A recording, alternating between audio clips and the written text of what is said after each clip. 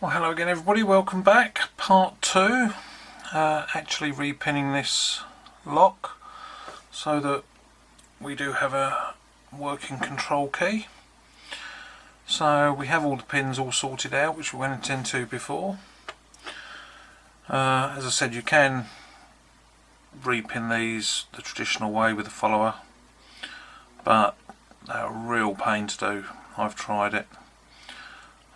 Trying to keep the control sleeve, the core lined up while you try and do that with a follower in there. It's an absolute nightmare, and there are special machines available for doing this, but they are an awful lot of money. But what I've done, with a lot of help from Foxy at Red Cap Imaging, is we've come up with this, which does the job of a machine which costs quite a few $100s, and with that and a couple of little bits of rod we can actually do the same job. So the first thing to do is effectively unload this. These are designed with the holes in the bottom. We need a fairly thin piece of rod, but this will actually go right the way through the core, and as you can see that's springy, so that's actually pushing now on the pins. So the first thing we'll do is slot this into here, then we can insert that, make sure we're on the pin, so you can see it's bouncing a little bit, and then hopefully without it coming out like so. Let's give it a decent tap with a hammer, and as we can see, I'll dump all these out here.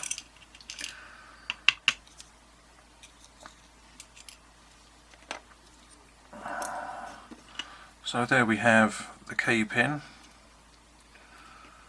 and then we have a selection. This lock has obviously got master wafers in it because we have 4 per cylinder, springs and a cap. So effectively we can just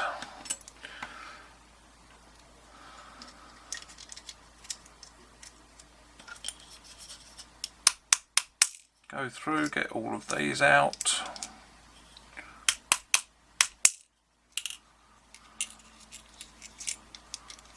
Like so.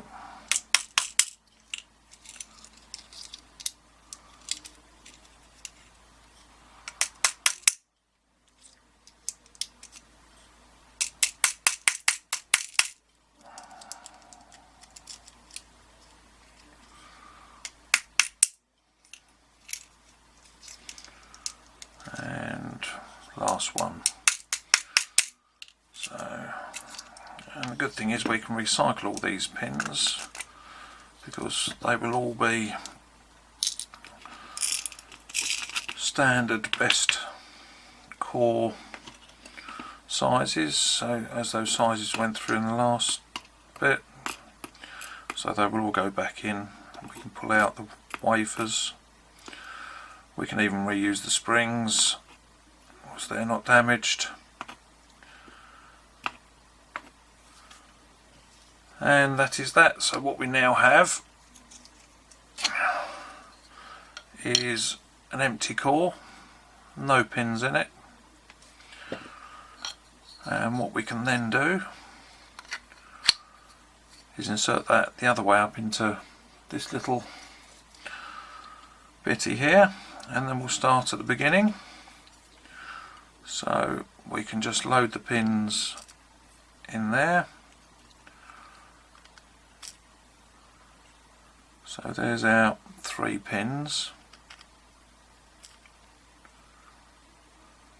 We then put a spring in.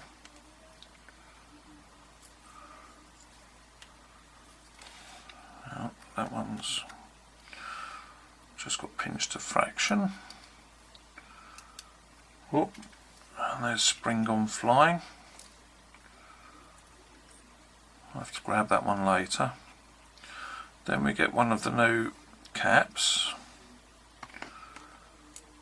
and we set that on there. Just going to move this out of the way for a second. This is just another piece of rod. I'll put a depth stop on it because we don't want the caps to push too far down. And there's a cap gone flying.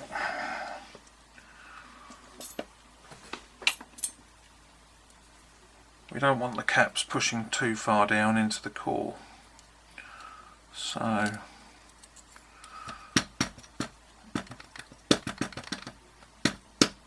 need a little bit of jiggling around.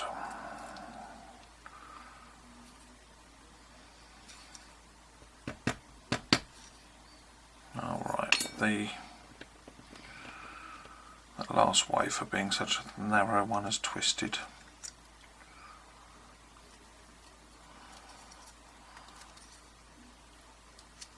So it's not, there we go. That's the only thing with these, even this way you have to be a little bit careful. So we'll sit that one on end.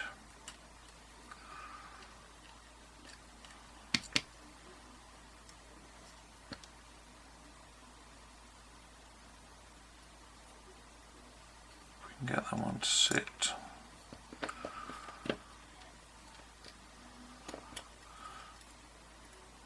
It never works when you're trying to do it on camera, does it?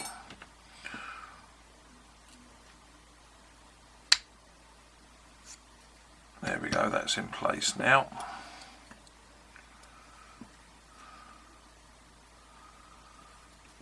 So there we go with the spring and a cap. We get the cap into place, push it down, and then all we need to do is give that a little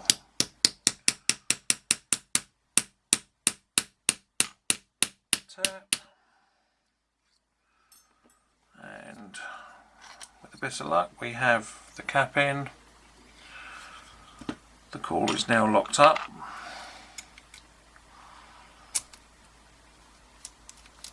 but it opens with the operating key, and it works with the control key. Right, we only have one pin, but give me a few minutes, I will stick the rest in and find the missing spring and see if it all works. So I'll be back in a minute. Alright, there we go, all pinned up now. So as we can see, the two keys, we have different bitting on. So we have an operating key which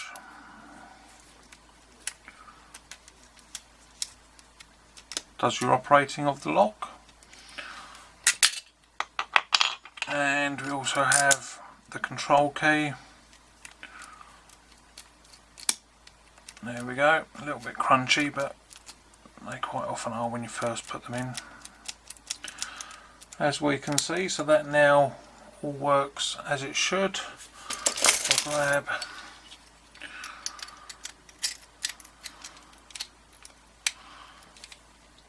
and there we go. So this is now a proper interchangeable core.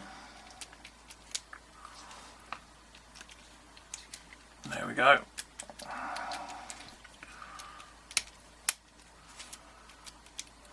That's it.